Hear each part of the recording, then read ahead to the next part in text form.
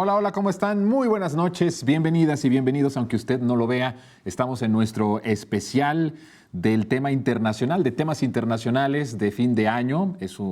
Vamos a tener varios temas importantes que tratar con nuestros expertos y quiero saludar con mucho gusto por primera vez en este espacio a mi querido Pepe Fuentes. ¿Cómo estás, Pepe? Bienvenido, gracias por Muchas gracias por la invitación. No, un gusto y un placer estar con ustedes, gracias. Mi querida Marcela Román. Querida Marcela, qué gusto tenerte con nosotros. Un gusto estar con ustedes, Jonathan. Buenas noches. Y también el buen Jesús Pérez Gaón. Hermano, ¿cómo estás? Jonathan, muy bien, gracias. Qué gusto verte, Marcela, de nuevo. Con el gran Pepe. Gracias. El gran Pepe Fuentes. Bueno, pues oigan, vamos a ver el video. Vamos a tratar de tener varios temas, pero sí quisiera que empezáramos con lo que está sucediendo en este conflicto, guerra, invasión. Ya no sé, ahorita me ayudarán ustedes a definir cómo se le tiene que decir. Pero bueno, este conflicto entre Ucrania y Rusia. Vamos a ver un video y regresamos a comentar este primer tema especial de fin de año.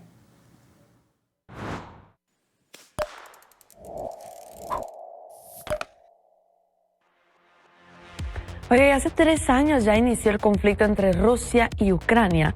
Y este año no hubo excepción en cuanto a los ataques. Las negociaciones directas entre Moscú y Kiev en Occidente aún quieren continuar con la guerra. Así lo declaró Rusia en la sesión del Consejo de Seguridad de la ONU. Donald Trump prometió este jueves un ejército fuerte, al tiempo que reiteró su compromiso de poner fin a la guerra entre Rusia y Ucrania. Alaska, la cumbre más esperada del año, reúne por primera vez en 6 años a Vladimir Putin y Donald Trump.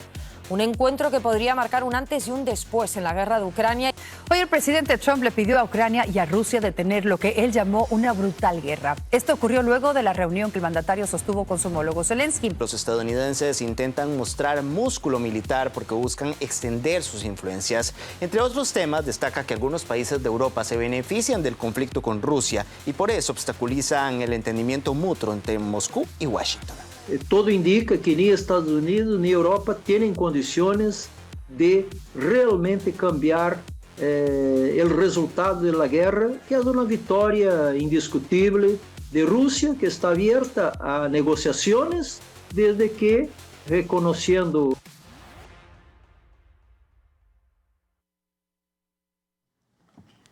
Bueno, pues ahí está, mi querido Pepe. Vamos a empezar contigo porque sí quisiera que nos ayudaras a entender hasta este punto el corte de caja de lo que está sucediendo allá en Ucrania. He visto algunos videos de personajes que siguen minuto a minuto cómo han sido el avance de las tropas rusas en el territorio de Ucrania y bueno, pues a decir de lo que se ha visto es que es una victoria de Rusia irreversible. Pero alrededor de esto que parece una victoria irreversible hay otros muchos factores que están ahí en juego, la propia OTAN, el papel de Estados Unidos. ¿Cuál es el corte de caja de lo que está pasando en estos momentos en Ucrania, en territorio de Ucrania? Es importante, querido Jonathan, señalar dos cosas. Y lo hizo Viktor Orbán, el primer ministro de Hungría, que acaba de visitar la Casa Blanca con Trump, y dijo, para que gane Ucrania se necesita un milagro.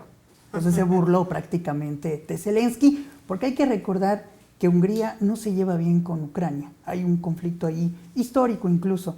Lo que vemos ahí es de que Hungría, Bielorrusia, que son países claves regionales para entender el contexto de la guerra, están diciendo, ya no va a ganar Ucrania. Aquí lo interesante es, y lo que dicen los medios ahorita, lo que vimos en los videos, es de que el conflicto inicia el 24 de febrero del 2022, ¿no? Esa es la fecha, pero realmente no es así. El conflicto lo reactiva Biden porque le convenía continuarlo, pero el conflicto ya estaba. Tenemos que irnos incluso al 2014, cuando se da el Euromaidán, que derroca a Viktor Yanukovych. Que Viktor Yanukovych era el presidente en ese momento y muy cercano a Putin. Prorruso a morir. Presidente de Ucrania. De Ucrania. Entonces, Viktor Yanukovych es derrocado por la propia Victoria Nuland, que era subsecretaria de Estado de Estados Unidos. Ella lo declara en el Congreso hace unos años. Dice, nosotros sí operamos en contra de Yanukovych, porque el objetivo es que Rusia y Ucrania no se acerquen para nada. Sobre todo porque son hermanos realmente. Es una guerra civil, más que una guerra entre dos países. Son hermanos porque vienen, y con esto concluyo, el concepto histórico, la Rus de Kiev, que nace en el siglo IX, donde vienen los eslavos, los vikingos, incluso hacen una nación, y ahí viene, incluso Polonia también pertenece a ese concepto, Bielorrusia. No sé. Entonces, es un conflicto por territorio y la manzana de discordia es Crimea, la península de Crimea, porque conecta el mar Azov con el mar Negro. O sea, hay, como tú dices, muchos factores. ¿Por qué Rusia tiene que ganar? Sí, porque sí. Bueno, a ver, nada más ahí. Exactamente qué es lo que está reclamando Rusia con este conflicto, exactamente. Porque de repente con tantas ciudades, con tantos nombres y con todo lo que hay alrededor, Donald Trump, la OTAN y todo lo que ha sucedido, se pierde como de foco exactamente qué es lo que está pidiendo Rusia o qué es lo que quiere Rusia. Su espacio de influencia política, geopolítica. Lo que le pertenecía. Pero en territorio. ¿En territorio qué es? ¿En territorio qué es? Por ejemplo, Zaporilla, Donetsk, Lugansk, la península de Crimea, porque tú conectas el mar Negro con el mar Azov. Y con ese conectas posteriormente con Turquía, que Turquía también juega un papel clave en esto, porque son puntos de estrangulamiento. En geopolítica, en el concepto de estrangulamiento, significa que son lugares que si tú cierras en cuestión marítima, en comercio, etcétera, creas un caos comercial.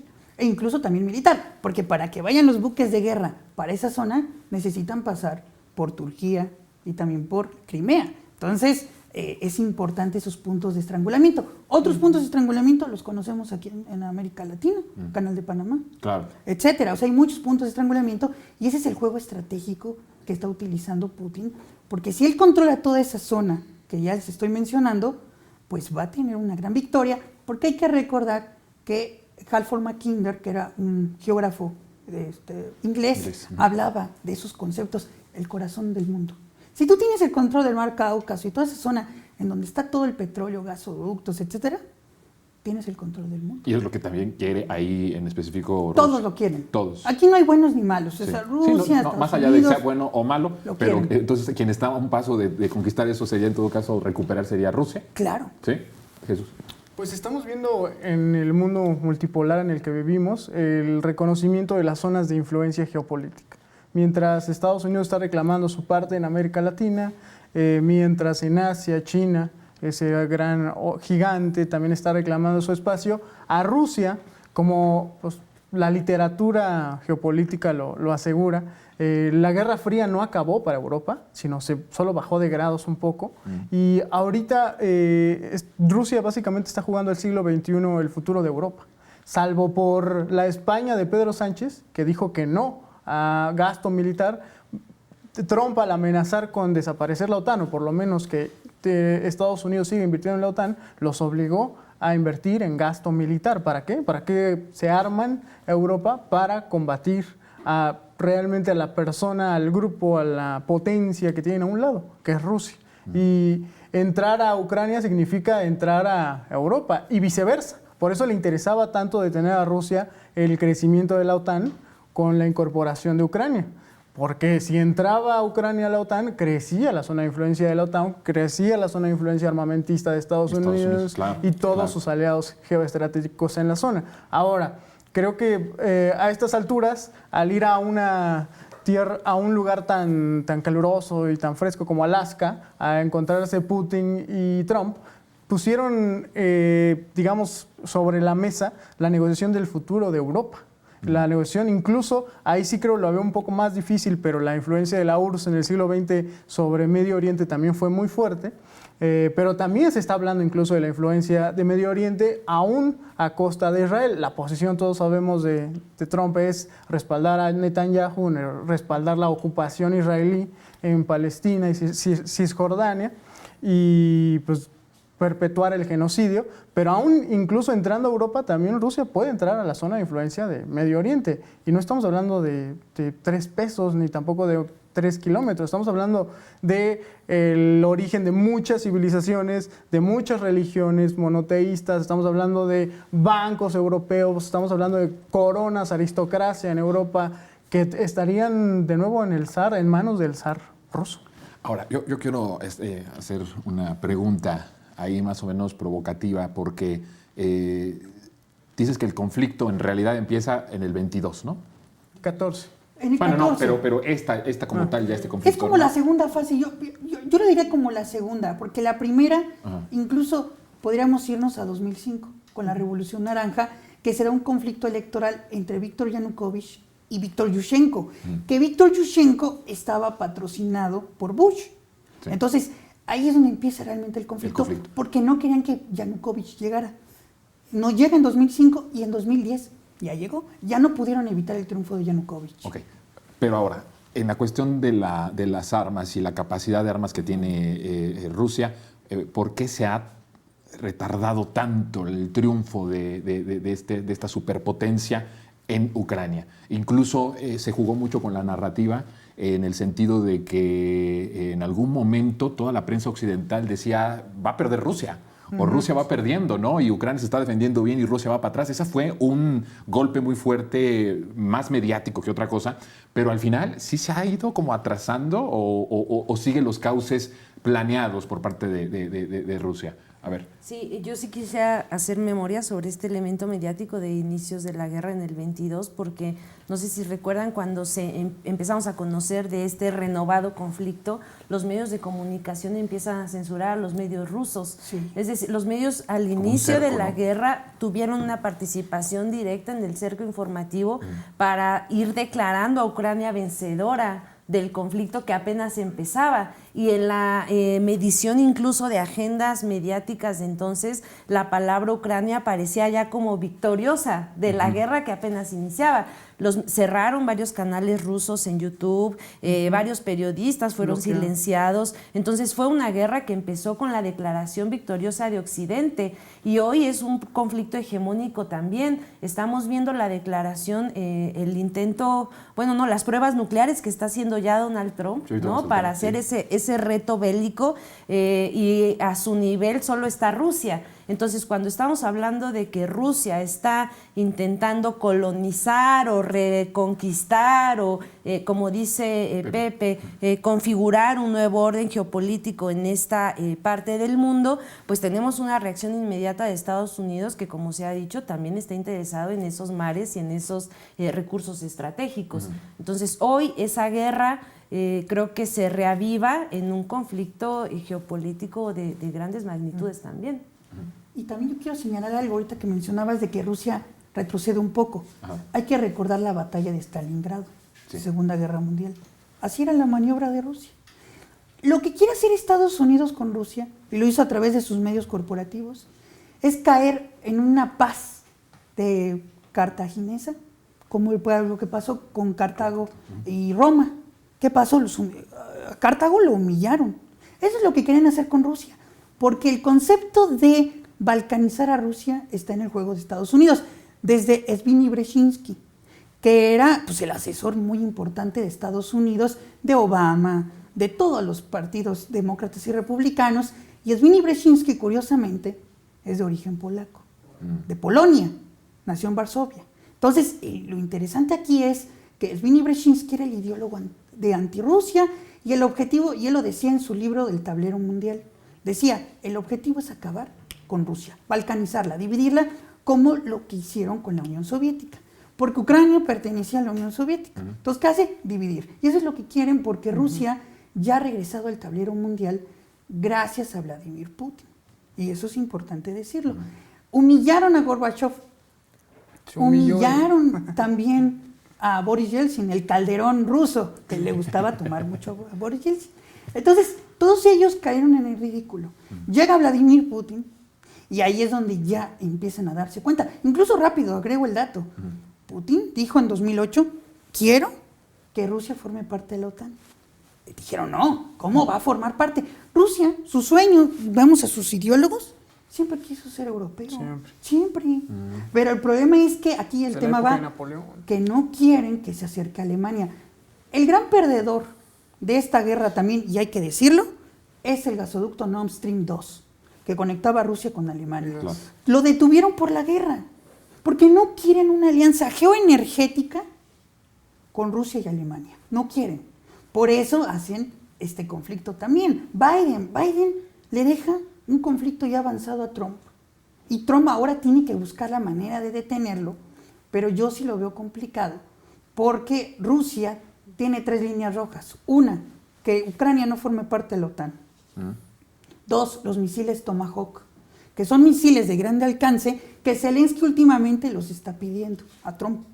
Esos misiles son una amenaza, son la línea roja. Incluso Yushchenko, Alexander, hablaba de que el presidente de Bielorrusia, Alexander Lukashenko, decía, si le dan los misiles Tomahawk a Zelensky, es la guerra nuclear. ¿Por qué? Porque es una amenaza esos misiles para Rusia. Entonces, si Estados Unidos se los da, ya por es eso se un juntaron conflicto. en Alaska ambos, para que no llegara ese momento. Te respondo tu pregunta claramente. ¿Por qué no se detiene la guerra? Por dinero. Porque le conviene a Putin. Mientras llega Trump criticando a Biden por gastarse todo el dinero, por aumentar la deuda histórica a billones en Estados Unidos, sí. Rusia tiene la justificación para seguir armándose y gastando todo el presupuesto, la mayor parte del presupuesto ruso, en gasto militar. Mientras que en un lado es una carga fiscal para el pueblo norteamericano, sostener la guerra, en el otro lado significa un progreso de desarrollo, porque con el desarrollo de la industria militar rusa se desarrolla el resto de la industria. Y lo estamos viendo como en el reflejo de Europa. En Europa no se ponen de acuerdo si mejor declarar la paz, dejar a Zelensky morir, o seguir invirtiendo ellos de su dinero, porque saben que en el electorado les va a afectar decir que van a gastar dinero para la guerra. ¿Cómo pueden sostener? ¿De dónde va a venir ese dinero? Mientras que Putin los ve desde lejos diciendo, ¿cuánto más hay que poner? ¿Cuánto más hay que poner? No, y además tienes aliados ahorita de Europa que no están a favor de que la guerra termine. Por ejemplo, el canciller de Alemania, Friedrich Merz, no está a favor de que termine la guerra. Ursula von der Leyen tampoco, la presidenta de la Comisión Europea. Emmanuel Macron, que acaba de venir a México, tampoco quiere que se termine la guerra, porque como dice Jesús... Porque hay muchos factores, incluido el propio ruso, de extender el conflicto, es lo que me están diciendo. Tiene sus propios negocios con China, con la India, con Asia y los negocios de Biden, porque Hunter Biden, que es el hijo de Biden, también tiene negocios ahí. El Partido Demócrata tiene negocios en Ucrania. Por eso no se quieren salir tampoco. Sí. Y también Rusia utiliza un concepto de guerra muy antiguo. Ahorita hablábamos del tema de Roma y Cartago. También está la guerra del Peloponeso. O sea, son conceptos históricos que utiliza Rusia para expandirse poco a poco. Ok, de este tema nos queda bien poquito. Solo quiero que me digan, por favor, Zelensky, hasta qué momento va a ser sostenido o cuándo. Ya de hecho no deberá de estar, pero sigue ahí y el conflicto. Entonces, como estoy viendo que hay varios factores, incluido el propio ruso, que quiere que se extienda un poco más, pues entonces todavía no sabríamos para qué fechas ni podemos estar como adelantando cuándo se termine. Pero el factor de Zelensky, ¿qué es lo que está pasando con él? ¿Por qué sigue como presidente allá de Ucrania? No sé quién quiera. 2027, ¿cuándo es la elección en Estados Unidos? ¿2028? 2028. Si se reelige Trump, el conflicto se va a detener porque Trump ya no puede sostener monetariamente ese conflicto. Si llegan los demócratas, posiblemente sí. Continúe. ¿Tú coincides? A ver, y el tema es de que ahorita yo me esperaría las intermedias de Estados Unidos, porque ahorita está volátil. ¿Que es el próximo año? Es el próximo año. O sea, ahorita el triunfo que hubo del Partido Demócrata, ahorita lo vamos a hablar más adelante, en Nueva York, en Nueva Jersey y en otros, en Virginia, por ejemplo, eso no quiere decir que Trump ya perdió. No, hay que esperarnos a las intermedias. Sí, porque ahí vamos a ver la balanza. ¿Por qué Zelensky? ¿Por quién está sostenido? Te contesto como lo que preguntaste. ¿Sí? Por los grandes capitales demócratas. Está sostenido. Hay muchos personajes de la élite demócrata. Ahí lo sostienen. Que están metidos. Sí. A ver, Marce, para terminar con esto. Creo que vamos a seguir viendo este conflicto vivo, porque además mediáticamente funciona posicionar bandos para lo que vamos a seguir viendo en la geopolítica. Okay. Entonces creo que sigue siendo útil de alguna manera, ¿no? Muy bien, bueno, pues nos cambia la perspectiva entonces del conflicto cuando sabemos que hay tantos, incluido el propio Rusia, que están tratando de extender, ¿no? Sí. el conflicto. Pero en toda esta coyuntura viene el asunto también de una carrera nuclear que me parece que como nunca, a partir de este contexto y en esta coyuntura, arranca de una forma fuerte. Al menos en lo que respecta a Rusia, ha mostrado ciertos juguetitos que de verdad son temibles, dan solo de pensar y de ver lo que pueden hacer y lo que ya están haciendo es, híjole, de verdad, de espanto. Vamos a ver una cápsula y regresamos con la carrera nuclear. Estamos ya en una carrera nuclear irreversible y qué tanto peligra la humanidad en esta carrera. Vamos a ver este video y regresamos.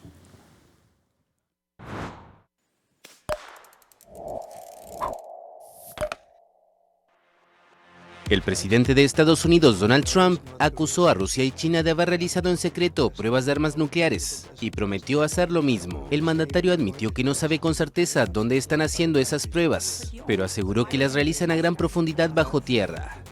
Y añadió a Corea del Norte y Pakistán a la lista de naciones que presuntamente prueban sus arsenales. Y oficialmente, ningún país ha probado armas nucleares desde hace una década, cuando la ONU sancionó a Corea del Norte.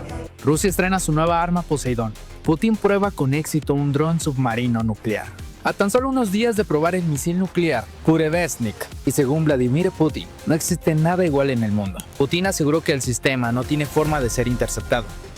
China lanzó un misil intercontinental por primera vez en más de 40 años hacia el Océano Pacífico. Hay que decir que el Centro para el Control y No Proliferación de Armas de Washington define las pruebas nucleares como explosiones controladas de artefactos nucleares como bombas y ojivas nucleares. Las pruebas recientes, como las realizadas por Rusia, no se ajustan a la definición antes descritas. A ver, ¿tiene Donald Trump y Estados Unidos el chance o la posibilidad, Jesús, de alcanzar en esta carrera que yo decía hace rato, carrera, ¿no? La carrera nuclear, pero hay una gran ventaja desde mi punto de vista de Rusia en la carrera nuclear de no poco tiempo. Yo creo que por lo menos de 1 o 2 décadas adelantado a Estados Unidos. Y ahora Donald Trump está queriendo como decir, oye, pues hay que activar, hay que ver. ¿Es mediático o de verdad tienen cómo emparejar esta carrera nuclear que yo sí ya veo muy adelantado a Rusia? Tienen cómo aventajar si el tiempo se detiene en Rusia y en China 20 años y no hacen nada. Tienen cómo aventajarlos, así, darles la vuelta. No, pues es que es increíble. Lo que estamos viendo es... a mí me sorprendió leer hace unas semanas que Rusia se está dando el lujo de lanzar bombas de la época con drones de la época de la Guerra Fría, ¿no? De la URSS, porque tiene para jugar con eso. O sea, vamos a lanzar estas bombitas a ver qué hacen, como cohetes. Son sus para juguetes ver, sí, son sus juguetes. Sí, a ver si todavía sirven. Ahorita sí sirven. El desarrollo militar, digamos que venimos hablando de Rusia, del conflicto militar en Ucrania, de la invasión, en un sentido muy regional, pero en realidad estamos viendo cómo Rusia maneja una guerra. Si Rusia entra a una guerra, Rusia no solo los acaba, sino les impone los tiempos, la economía, el mercado, el discurso. Como está sucediendo ahorita. Exacto. No tenemos que pensar siquiera en cómo sería una guerra entre Rusia y alguien, entre Estados Unidos. No, la estamos viendo ahorita. Esto es lo que veríamos. Colonias... quiero decir, provincias ucranianas arrasadas, donde no queda una sola alma, porque los rusos son implacables y su ejército. Entonces, yendo a tu pregunta, creo que la oportunidad de Estados Unidos se pasó hace mucho tiempo, se pasó con la guerra de Irak, se engolosonaron con el oro que encontraron ahí, que eran los dueños del mundo y la narrativa, y mientras tanto en otras partes del mundo estaban viendo el conflicto, estaban trabajando al interior, es el caso particularmente del Kremlin, y hicieron su trabajo. Y tienen por lo menos 25 años que están probando misiles, ¿no? Misiles que ya no los detecta nadie. Incluso otro ejemplo de cómo sería una guerra en estos días con los alcances militares rusos son las armas son los misiles que lanza Irán a Israel en la famosa cúpula de hierro que no funcionó. No funcionó, sí. Y esos misiles se los dio. Que era muy famosa, ¿no? Era muy famoso esa protección y que al final fracasó. No, fracasó. Sí. Ese es el mejor ejemplo de en qué nivel está Rusia ahora armamentísticamente hablando. Entonces, Donald Trump, ¿por qué está diciendo vamos nosotros a emparejarnos? Está consciente de esto, evidentemente, pero mediáticamente... Claro, pero también es una manera de negociar un nuevo acuerdo nuclear. Acuérdate que con Irán no les va bien, se sale Trump, luego por la muerte del general Soleimani, se sale Trump y dice vamos a negociar. Es su manera de negociar. Ahora lo va a hacer con China y Rusia, porque sabe que Rusia y China ya se les adelantó y Trump quiere como que presionarlos a sentarse con ellos a negociar pues un acuerdo. Porque aquí tiene mucho que ver también lo que acaba de pasar unas semanas. El acuerdo entre Pakistán y Arabia Saudita. Que es Pakistán muy es fuerte. una potencia nuclear. ¿Verdad? Sí, sí. Estás mandando ese orden nuclear al Medio Oriente, que es una zona muy volátil, hay muchos conflictos. Sí, claro. La paz que acaba de firmar Trump es puro show, realmente no hay paz todavía, ni la va a haber. No va a haber, claro. Porque Israel, nadie habla de eso, pero James Carter sí. Hablaba de que Israel tenía ojivas ilegales, que no las ha registrado. Lo que dice que tiene no es realmente lo que tiene, Exacto, tiene muchas tiene más. muchas más. ¿No? Entonces, estamos en un momento muy delicado. Trump se ha dicho que él tiene el escenario del loco, de Richard Nixon, que es el escenario del loco. Que podría, ¿no? Decir, pues ya todos nos volvemos locos y empezamos a lanzar todas las armas nucleares. Eso no es tan fácil, porque hay una estabilidad nuclear. Tienes a la India, a Pakistán, a Norcorea, por ejemplo. Norcorea también juega. Incluso, con esto cierro, vemos que Xi Jinping, en septiembre, en el desfile militar chino, reúne a las potencias nucleares, a la India, a Norcorea y a Rusia. Es un mensaje muy fuerte, porque China no tiene el potencial nuclear como Rusia. No, bueno, ahí sí no. Rusia es... Que para muchos fuerte. mediciones serias ponen a Rusia como potencia, ¿no? La Claro, potencia es la nuclear potencia. número 1, ¿no? Y Estados Unidos se distrajo. Sí. Marcia, para cerrar. Yo creo que hay que valorar quién es capaz también de usarlas, porque efectivamente hay una competencia por mostrar quién las tiene, ¿no? Y cuál es el funcionamiento que están dispuestos a darle, pero creo que hay que ir con detenimiento de una diferencia hegemónica. Creo que Estados Unidos parece mucho más dispuesto a buscar pretextos en esa competencia, ¿no? Que Rusia, Entonces, ¿no? Que Rusia. Que lo hace mucho como por supervivencia aunque digamos también. están en un equilibrio de números armamentísticos, ideológicamente son diferentes. Eso es muy importante. Bueno, pues vamos a ir a una pausa. Tenemos mucho más todavía en este especial de fin de año de los temas internacionales. Está bien interesante. Quédese con nosotros.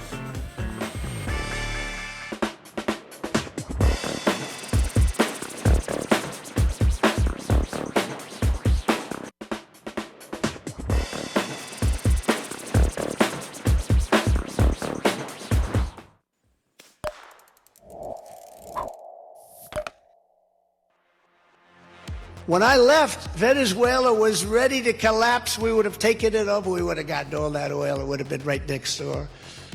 But now we're buying oil from Venezuela, so we're making a dictator very rich. Can you believe this? Nobody can believe it. Today, the Department of Justice and State Department are announcing a historic $50 million reward for information leading to the arrest of Nicolas Maduro. La militarización de la región es un hecho. Según la agencia Reuters, Estados Unidos prepara operaciones que podrían respaldar acciones en Venezuela. Hoy Estados Unidos dejó claro que su intención de eliminar directamente a los miembros de los cárteles es una realidad. Donald Trump compartió el momento en el que las fuerzas militares de su país atacaron a presuntos miembros del Tren de Aragua en una lancha. The attacks and their mounting human cost are unacceptable. The U.S. must halt such attacks and take all measures necessary to prevent the extrajudicial killing of people. Nosotros no estamos de acuerdo. Hay pues leyes internacionales de cómo tiene que operarse, así lo hemos manifestado al gobierno de Estados Unidos y públicamente.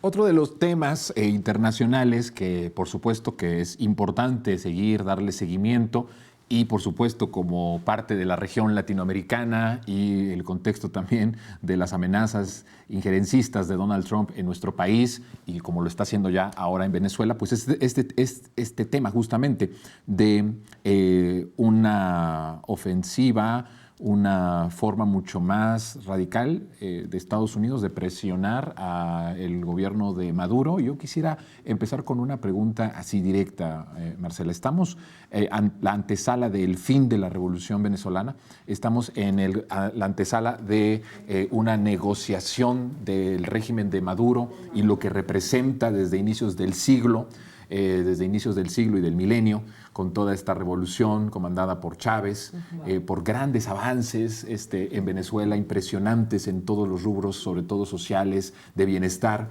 en la defensa de la soberanía por lo que representa Venezuela al ser probadamente la potencia petrolera del mundo, y con todos estos elementos que están ahí, el debilitamiento al interior, el bloqueo estadounidense que ha debilitado también mucho el apoyo popular que hay en Venezuela para el gobierno gobierno de Maduro. ¿Estamos a la antesala del fin de la revolución venezolana como la conocimos desde el principio del siglo? No, no lo creo. El proceso al interior de Venezuela es un proceso muy fuerte, con contradicciones, con todos los problemas al interior que hay de cada nación, pero hay un pueblo organizado que está dispuesto a defender la revolución. Eso no significa que hay sectores de oposición activos, que hay gente que no está de acuerdo, etcétera, pero sí me parece que es evidente que si algo no ha podido hacer Estados Unidos es invadir Venezuela y tumbar al gobierno, porque estos planes militares no son nuevos. Es decir, se pueden leer las operaciones del Comando Sur, por ejemplo,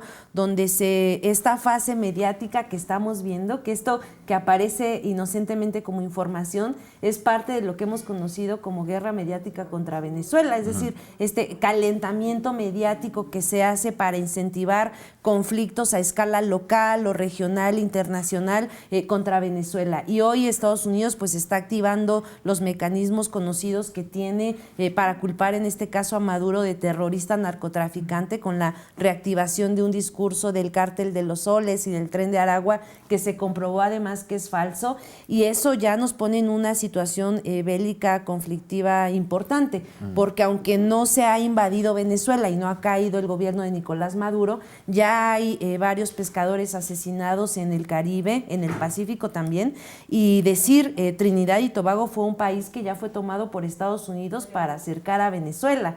Del otro lado de las fronteras tenemos a Colombia, que afortunadamente hoy tiene una posición antiimperialista. Y a favor de Venezuela, ¿no? Y a favor de Venezuela. Porque enemigos a Colombia y Venezuela, ¿no? Y ahora no. Sí, ahora no, y eso es muy interesante porque si Colombia hoy estuviera en manos de las fuerzas de derecha en las que había estado, seguramente había de ser un panorama mucho más difícil para Maduro. Más complicado. Sí, pero a la pregunta que haces expresamente, si cae la revolución, a mí me parece que no. El gobierno venezolano defiende al gobierno de Nicolás Maduro. Nicolás Maduro ganó las elecciones el año pasado de manera limpia. También hubo una guerra mediática contra esas elecciones, pero bueno, vamos a ver qué pasa también al interior y cómo va dialogando el propio pueblo venezolano de este conflicto que ya tiene en su mar. Entonces, ¿cuál es el objetivo de ya esta parte que tú pones toda esta cuestión de las lanchas como parte de una ofensiva de esta guerra mediática, una continuidad en la guerra mediática, pero cuyas acciones ya son directas y que de hecho ya su barco está en la zona, en una zona ya peligrosa de acercamiento? ¿Por qué y hasta dónde va a llegar Donald Trump con esto, con esta ofensiva, con pues con lo que está sucediendo en estos momentos? Pues sin duda está presionando para que Maduro, y no sé si al final creen que Maduro va a decir que va a renunciar, que va a dialogar, que va a negociar. O sea, la actitud que ha tenido, por ejemplo, gobiernos como el de Trinidad y Tobago, el de Panamá, que ha sido de decir, bueno, nos sentamos contigo a dialogar, Trump, pero te entregamos el territorio. Esa no va a ser la actitud de Maduro. Entonces, ¿qué están buscando? Con esos asesinatos, presionar de manera directa para que el gobierno se sienta incluso responsable de esas muertes. Claro. Y esa actitud no la está tomando Maduro. Entonces, sí creo que estamos en posibilidad de que el conflicto escale. Ya el gobierno también de Venezuela reconoció que está recibiendo apoyo de Rusia, por lo cual también es importante el tema geopolítico. Qué fuerte ahí.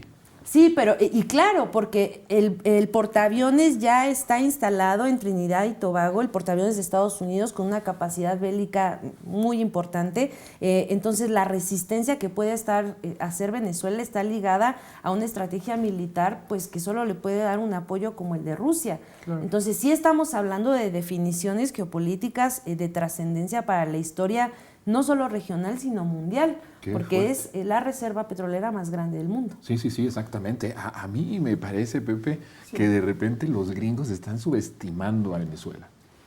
Están subestimando a Venezuela no solo en la parte del pueblo venezolano, sino además el territorio. Invadir Venezuela no es tan sencillo.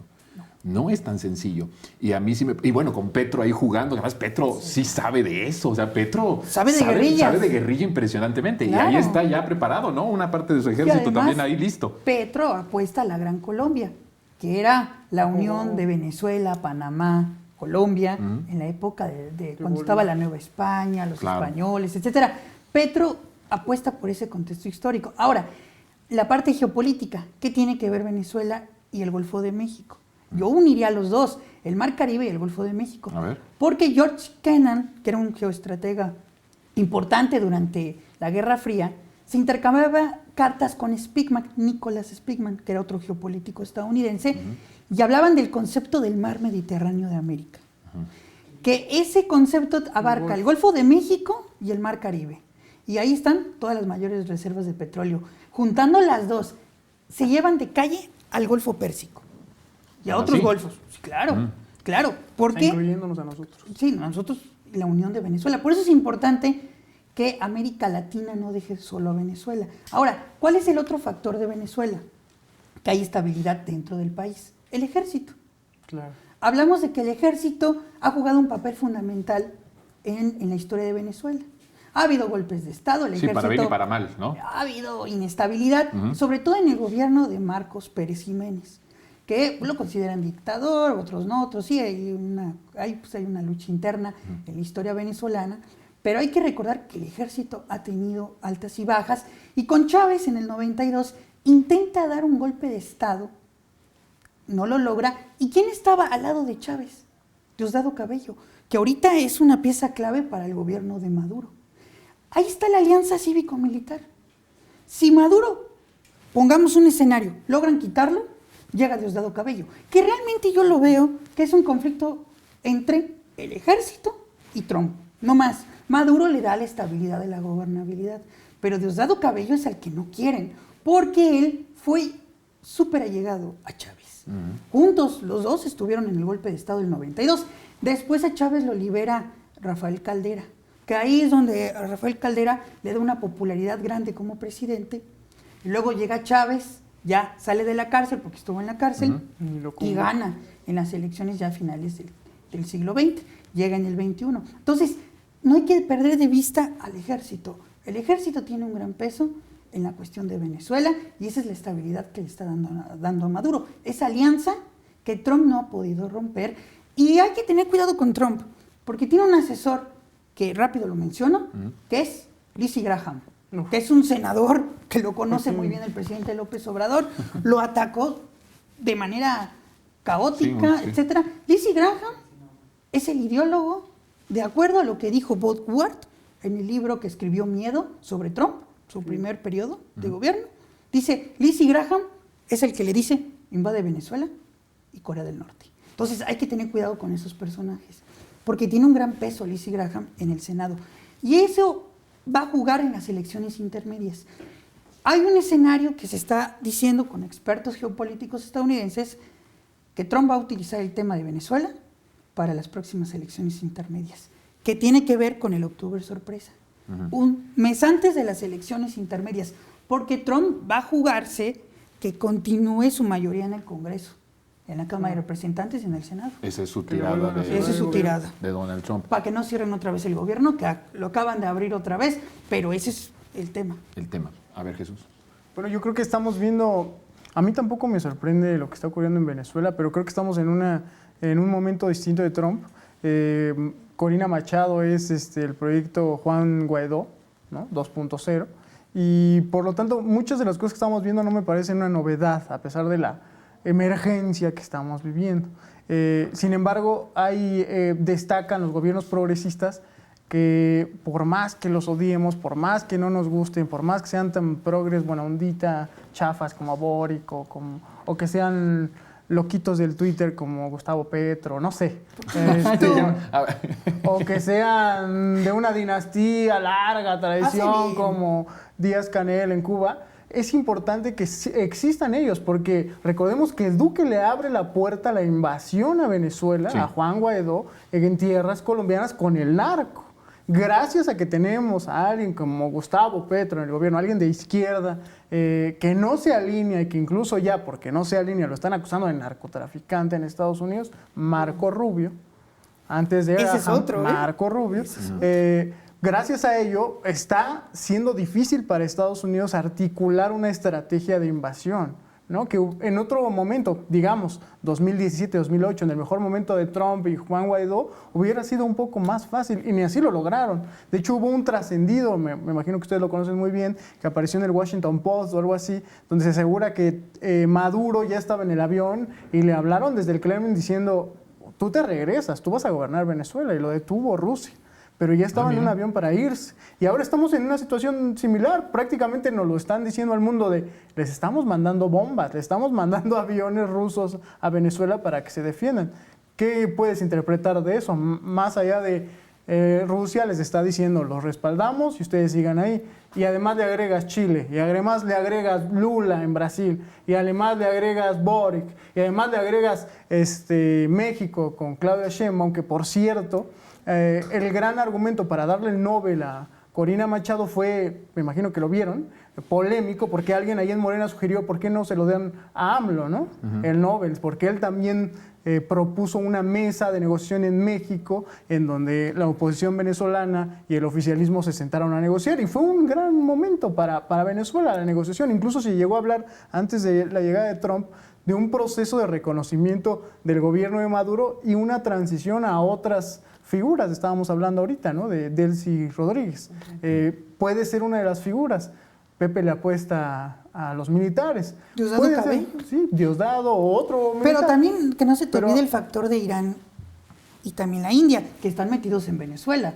O sea, no nada más es Rusia y China. O sea, a ver, por lo que estoy viendo, no es tan sencillo que Estados Unidos tome la decisión como mediáticamente sí, ¿no? Que está avanzando sus armas por el mar, y entonces ya va a caer Maduro, y tantas versiones de que está pidiendo amnistía, de que está viendo nada más preparándose para qué país va a venir. Muchos dicen que va a ser México. Todo este mediático. Desinformación. Sí, toda esa desinformación, lo que sea. Pero al final está rodeado esto para hacer pensar que es inevitable la caída de la revolución bolivariana y del gobierno de Maduro, pero por lo visto no es tan sencillo, porque entonces tú pusiste la parte de Rusia, ¿no? Tú también la acabas de mencionar, y tú además le pones otros factores, Pepe, otros factores. Irán, porque Irán tiene una alianza geoestratégica. Acuérdate que Hugo Chávez, rápidamente lo digo, se acercó mucho a los países árabes y también a Irán. Irán no es árabe, es persa. Se acerca a ellos. Incluso Chávez le da la espada de Simón Bolívar a Gaddafi y a Bashar al-Assad. O sea, la alianza que tiene Chávez y Maduro aprendieron del escenario Gaddafi, que pasó en 2011. ¿Cómo acabaron con Gaddafi? Chávez y Maduro no lo están siguiendo. ¿Le gustaría a Trump? ¿Le gustaría que la población se volcara al Palacio de Gobierno, a Miraflores, bla, bla, bla? Pues está la generación Z. Pero en realidad a lo que le temen, en realidad es lo que dicen los medios, pero en lo que le teme el círculo de seguridad, el departamento ahí de guerra, ahora que se llama en Estados Unidos, es Vietnam. Un Vietnam en Venezuela es lo que le temen. Claro, exacto. Eso es importante. Entonces los factores no son tan sencillos como llego, invado y me quedo con el petróleo. Para nada. Yo recuerdo una frase, ¿no?, de nuestro himno, que es: un soldado en cada hijo te dio, que la repetimos mucho para el caso de Venezuela. Oye, la repite ahora en México la presidenta una cantidad de veces impresionante, ¿eh? Cuando habla de la intervención o de la amenaza de Estados Unidos al territorio mexicano, cada que puede la presidenta habla de esa frase: un soldado en cada hijo te dio. Claro, y nosotros la cantamos y la hemos vivido más o menos como metáfora, y para el caso que estamos hablando venezolano es literal. La unión cívico-militar implica que la población venezolana está primero pensada, o sea, como ideológicamente formada en una perspectiva antiimperialista, para lo cual el presidente representa dos funciones, o sea, la defensa de los intereses al interior y la procuración del bienestar, lo que conocemos como gobiernos progresistas, pero también esta posición bolivariana, antiimperialista, estratégica regional, que coloca a esta presidencia como una figura no solo para Venezuela, sino para la región. Y es a partir de eso, ¿no? Entonces habría un soldado dentro de Venezuela para defender a Venezuela y un soldado latinoamericano para defender también una revolución más amplia, incluso, ¿no? La patria grande. El sueño de Simón Bolívar, ¿no? La patria grande. ¿Quién puede engañar de la patria, que por cierto ahí, en eso del sueño de la unificación de América Latina y libre y soberana, independiente, cuando le preguntaron al Papa Francisco respecto a este tema, él decía: es que no es un sueño lo de Simón Bolívar, es una profecía. Decía, eso va a llegar a la unión de la patria grande, la unión de los pueblos latinoamericanos. Y después el Papa Francisco hablaba justamente del imperialismo. Decía, América Latina tiene que deshacerse del imperialismo. Incluso dijo que son tan evidentes que ni nombrarlos ya es necesario, ¿no? Qué fuerte esa parte. Nos tenemos que ir a la pausa. Esto está bien interesante, pero yo quisiera Simplemente un último comentario con respecto a Venezuela, rápido, porque además ya tenemos la música. ¿De qué va a pasar? ¿Qué va a pasar? ¿Hasta dónde va a pasar lo de Nadie Venezuela? puede engañar a los venezolanos de que no los quieren por Bolívar, sino por su petróleo. Ojo. Y también ahí vamos a ver las elecciones intermedias en Estados Unidos y, por supuesto, en Chile, que ya vienen el domingo, y también hay que esperar en Colombia las elecciones del próximo año. Ahí son factores y también hay que esperar las elecciones en Brasil. La revolución bolivariana vive. Bueno, perfecto. Bueno, pues ahí está. Tenemos que hacer una pausa. Todavía hay un poco más de este especial de fin de año muy bueno de temas internacionales. Regresamos.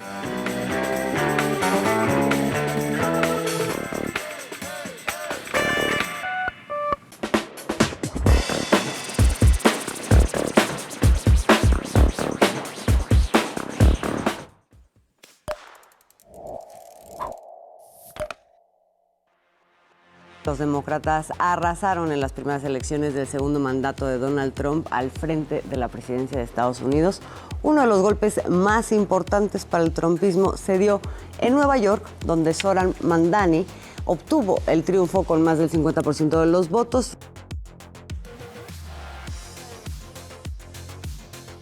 Migrante, musulmán, socialista, demócrata o rapero son solo algunas de las etiquetas que Zohran Mamdani abraza abiertamente en tiempos donde la diferencia y la justicia social son vistos como amenaza. Well, then we'll have to arrest him.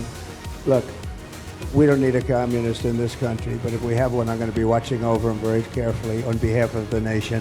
New York will remain a city of immigrants, a city built by immigrants, powered by immigrants. And as of tonight, led by an immigrant.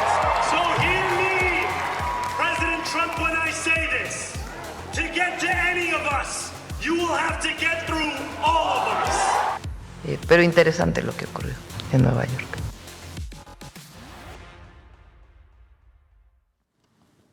Muy bien, y otro de los acontecimientos internacionales importantes con respecto a lo que sucede en Estados Unidos, pues es el triunfo del comunista, ¿no? Que decía el propio el propio Pasquín, y varios medios allá de Estados Unidos, ¿no? Abiertamente. Oye, diciendo, sí, pro-Trump, evidentemente, y hablando abiertamente de que el comunista. ¿Qué significa el triunfo de este personaje? Por cierto, que es apoya a Palestina, ¿no? Pro-Palestina. Apoya a Palestina. Antigenocidio, pues. Pero es en contra. Antisionista. Pero está en contra de Venezuela y Nicaragua. Ah, mira. O sea, ahí sí hay que tenerlo con matices. Ahí le voy a romper el corazoncito a Jesús. Sí, porque es su ídolo de... Sí, su ídolo. Pero ahí te voy a romper el corazoncito. Porque él responde también a los intereses del Partido Demócrata. Seguro está eso. Que el Partido Demócrata es antidemocrático. Vean lo que le hicieron a Bernie Sanders. O sea, realmente... Sí, caray. O sea, el Partido Demócrata... Estaba muy fuerte Bernie, ¿no? Claro, pero crea personajes atractivos. Eso hay que tenerlo mucho cuidado, porque Obama nos lo vendieron como el gran salvador, le dieron el premio Nobel. Ok, qué bueno, lo estás poniendo bueno, además Obama lo apoya, ¿no? Claro, o sea, no, y Kamala Harris. Y además, lo que tienen en común Kamala Harris y Mamdani es que sus orígenes son de la India. Ahí ¿cómo juega la India en esto? También la India va a pesar en esto. Entonces, claro que sí, y también en África. Incluso Trump también puede empezar a invadir el tema de Nigeria, que ahorita está muy fuerte en Nigeria, por el tema de los musulmanes, y que Trump acusa que los cristianos están siendo asesinados en Nigeria, que hay un genocidio. Sí. Entonces, por ahí puede él ir en ese tema para utilizar el concepto de Samuel Huntington, El choque de civilizaciones, que es un libro islamofóbico, contra Mamdani. Y por eso se puede ir por Nigeria. Sí. Porque, qué casualidad que habla del genocidio que él acusa, del genocidio supuestamente que está pasando en Nigeria. Entonces se da en el contexto del triunfo de Mamdani. O sea, hay que ligar todo. Obama está súper contento porque se fortalece la unión entre, aunque sean diferentes grupos, pero al final de cuentas se unen. Shapiro en Pensilvania, el de Illinois y Newsom en California. Entonces ahí te estás dando cuenta que se está uniendo los demócratas contra Donald Trump. Que ya dijeron los demócratas que realmente su candidato presidencial es Newsom, el de California, porque se empezó a especular que Puede ser Shapiro Mamdani también. va a ser un presidenciable, pero hay una maldición que es muy conocida en Estados Unidos sobre los alcaldes de Nueva York no llegan a ser gobernados incluso, pero no llegan a ser presidentes. Y él no podría ser presidente si tendría que cambiar la constitución. ¿Quién o no algo. podría ser? Mamdani, no podría. Por ha levantado tal entusiasmo. Exacto, en el escenario ahorita hacia los siguientes, la presidencial. Es un Obama, ¿eh? Ahí, bueno, fuerte José Manuel con respecto al tema de este personaje. Prácticamente es Obama y es una figura que se está utilizando. ¿Tú coincides? Creo que es interesante eso que dice Pepe y bueno, y el personaje, porque uno escucha las declaraciones, por ejemplo, de cuando ganó y agradece a todos los migrantes de Nueva York. De hecho, menciona a las abuelas mexicanas, como da un discurso que efectivamente en boca de Donald Trump, ¿cómo no vamos a escuchar que es comunista? Es que con lo que está pasando en Estados Unidos con una figura como el presidente, pues este personaje aparece como el mayor de los socialistas. Una bocanada de agua fresca. Claro, y entonces... un equilibio, en cierta forma. Lo que diría Pepe más bien es como un progre buena ondita, ¿no? Porque alguien que no sería... al no tener tampoco mucha filia con el proceso venezolano, tal vez no sería precisamente comunista o socialista como se le señala. Y sin embargo, hoy con lo que está pasando en Estados Unidos, que haya ganado un personaje como él, da un aliento a la izquierda. Entonces creo que es importante esos matices también de la política que hoy en Estados Unidos son importantes para no pues ver como un poco de luz y no todo lleno de fascismo. O sea, Nueva York es un corazón del capitalismo en el mundo. Entonces que gane un pensamiento que no está hablando del despojo, de la criminalización y de este discurso que tiene Trump, creo que sí coloca a Nueva York como una avanzada en Estados Unidos, ¿no? A mí me gusta pensar esto, ya nos estamos yendo, pero quiero escucharte, Jesús, como un asunto de un equilibrio necesario en Estados Unidos. O sea, que a mí sí me parece que sí tiene que haber un equilibrio necesario, sobre todo con un Donald Trump, con ese odio, ¿no?, a los migrantes y todo eso, que una figura como este personaje venga y defienda a los migrantes, me parece que por lo menos he estado afilando la espalda en las últimas intervenciones que he tenido hablando de asuntos relacionados con Trump, de que no es infalible, de que él se puede equivocar, de que todas sus decisiones y sus posiciones, por más autoritarias y potentes que parezcan, tienen un revés. Lo estamos viendo en Nueva York, su casa, su hogar, ahora gobernada por alguien que lo dijo el propio Trump en una convención ahora en Miami. Dijo, tuvieron la opción de elegir entre un comunista y el sentido común, y eligieron el comunista. Y luego reformuló esta expresión diciendo, tuvieron la oportunidad de elegir a un comunista y un bully, y prefirieron al comunista. Y me encanta que para él el sentido común es el de un bully, un matón. Claro. Pero entrando en esta materia, creo que el primer gran triunfo de Mamdani fue en el Partido Demócrata. Venció a todos los que dentro de ese partido no lo quieren y tampoco lo quieren ver crecer. Por eso yo veo como una consecuencia natural que Nancy Pelosi renuncia 3 días después a su vida política. Dice, me retiro de la política, ya me voy. Es un triunfo entonces para la izquierda, que se había estado escondiendo, que tenía reticencias de tomar el poder del Partido Demócrata, que en teoría es el Partido de los Trabajadores. Piensa el discurso de Mamdani para ganar. Él no sacó la bandera LGBT, él no sacó la discusión de la cultura y la política de identidad. Él habló de los trabajadores y él habló de las rentas, y eso es el que le dio el triunfo. Nos vamos, estamos en segundos. Y yo ahí sí difiero un poco. Bueno, tendremos que verlo el próximo año en otra mesa internacional. Triunfo, ¿se debilita Trump? Rápido, nada más, ¿sí o no? Sí. Esto con lo de Nueva York. Pero puede ser temporal. Exacto. ¿Tú piensas igual? Rumbo a las legislativas se debilita. Ahí vamos a ver. Pero por el momento sí es un golpe. Sí, por el momento. Sí, afortunadamente. Sí, afortunadamente. Bueno, este tema trajo un poquito más de debate al interior de esta mesa maravillosa de tema internacional. Por supuesto que pues hemos tratado el tema de Palestina en el mes pasado, ampliamente para platicar ese corte de caja, pero queríamos darle a otros temas internacionales un cauce también desde el análisis, desde los expertos. Marcela, querida, gracias, como siempre. Gracias, un gusto, Jonathan. Mi querido Jesús, gracias por estar con nosotros. Gracias. Hermano mío, gracias por la invitación. De verdad, por haber venido en este espacio. Nos vemos pronto, ¿no? Claro que sí. Sí, muy bien. Nosotros, pues, ya nos vamos. Cuídense mucho. Nos vemos. Vámonos.